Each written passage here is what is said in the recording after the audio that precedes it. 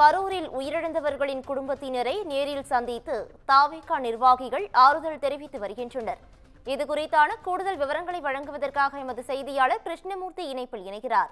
கிருஷ்ணமூர்த்தி வணக்கம். இது குறித்தான முழு விவரங்களை பதிவு பண்ணலாம். நிச்சயமாக கரூரில் கடந்த 27ஆம் தேதி அன்று நடைபெற்ற வேலுச்சாமிபுரத்தில் தமிழக வெற்றி கழகத்தின் தலைவர் விஜய் பிரச்சாரத்தில் கூட்ட நெரிசலில் 41 பேர் உயிரிழந்த நிலையில் நூற்றுக்கணக்கானோர் காயமடைந்து சிகிச்சை பெற்று வந்த நிலையில் அவர்கள் தற்பொழுது வீடு திரும்பியுள்ளனர். ஏற்கனவே உயிரிழந்தவர்கள் குறித்த விவரங்கள் குறித்து கரூர் மாவட்ட நிர்வாகிகள் சேகரித்து அந்த பட்டியலை தமிழக வெற்றி கழகத்தின் தலைமைக்கு அனுப்பி வைத்த நிலையில் தற்பொழுது பாதிக்கப்பட்டவர்களை விஜய் உத்தரவின் பேரில் கிழக்கு மாவட்ட செயலாளர் பாலசுப்ரமணியன் தலைமையிலான குழுவினர் நேரில் சந்தித்து அவர்களுக்கு ஆறுதல் கூறி வருகின்றனர்.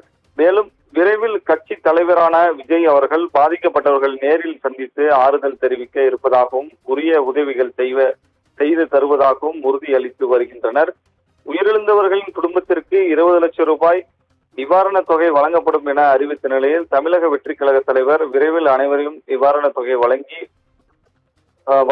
உள்ளார் என தெரிவித்துள்ளனர் என்பது குறிப்பிடத்தக்கது. மேலும் அது குறித்து தமிழக வெற்றி கழக நிர்வாகிகள் தங்களது முகநூல் பதிவு செய்துள்ள புகைப்படங்கள் அடங்கிய செய்திகள் வெளியாகி உள்ளது என்பது குறிப்பிடத்தக்கது. மேலும் கூட்ட நெரிசலில் உயிரிழந்தவர்கள் 41 பேர் குடும்பத்தினர் ஒரு வாரம் ஆகிய நிலையில் கரூர் மாவட்ட தமிழக வெற்றி கழக நிர்வாகிகள் உயிரிழந்த குடும்பத்தினர் மற்றும் சிகிச்சை பெற்று வருவது குறித்து அடங்கிய விவரங்கள் சேகரித்து அவர்கள் வீடுக்கு நேரடியாக சென்று தற்பொழுது அவர்களுக்கு ஆறுதல் கூறி விஜய் அவர்கள் நேரில் உங்களை சந்திப்பார், உங்களுக்கு தேவையான உதவிகள் எல்லாவற்றையும் செய்து தருவதாக அவர்களுக்கு உறுதியளித்த நிலையில் தமிழக வெற்றி கழக தலைவர் விஜய் அவர்களின் உத்தரவின் பேரிலே தற்பொழுது அவர்களின் இல்லத்திற்கு சென்று சந்தித்து வருவது என்பது குறிப்பிடத்தக்கது.